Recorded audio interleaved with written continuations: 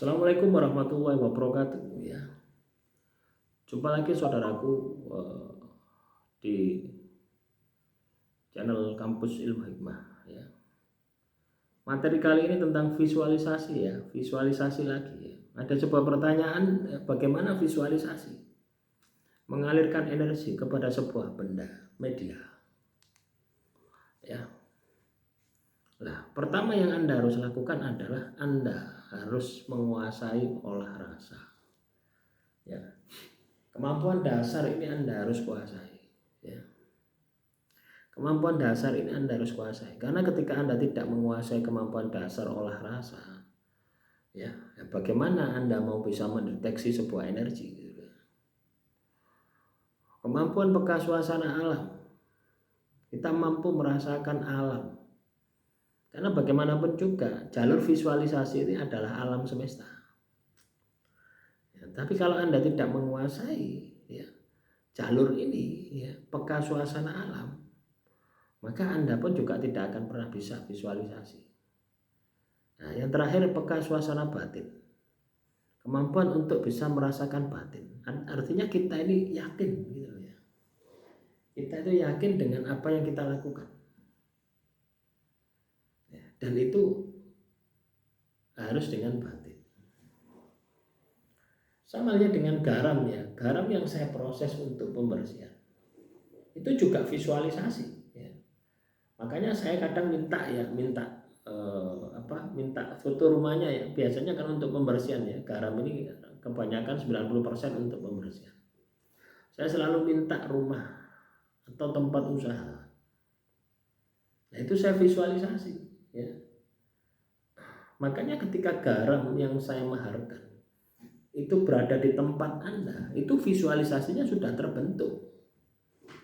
Bagaimana saya mengalirkan energi saya kepada garam tadi? Yo saya baca ya. Saya habis baca ya, itu visualisasi pikirannya seperti itu. Saya habis baca misalkan. Saya habis baca wirid sakron. Habis saya baca wirid sakron, saya masukkan energinya kepada garam tadi. Saya baca Yasin Fadilah. Habis saya baca Yasin Fadilah, energinya saya masukkan ke dalam garam tadi. Saya baca Hijab Falah. Saya baca Sholawat Dalailul Khairat. Itu saya masukkan. Ya. Nah, juga ketika seseorang pesan garam, ya, itu saya transfer. Ya. Ketika saya tawasuli, ya, biasanya seperti ini. Ya. Anggap ini ya, ini bukti transfer ya. Nah, bukti pengiriman atau bukti transfer. Misalkan anggap ini garam, ya. Nah, saya tawasuli ya, ilah ruhi jasati ya, si A misalkan, ya, dengan wasilah garam ini, ya, dia memiliki hajat untuk pembersihan tempat usahanya, untuk membersihkan amalan-amalannya, untuk membersihkan energi negatif di dalam tubuhnya. Nah, jadi saya sinkronkan ya, antara orang yang melakukan pemaharan dengan garam ini, sehingga ketemu titik energi dari orang tersebut. Baru garam itu tak kirim ya. Garam itu saya tirakati setiap hari. Jadi habis saya isi, itu terus saya lakukan ya.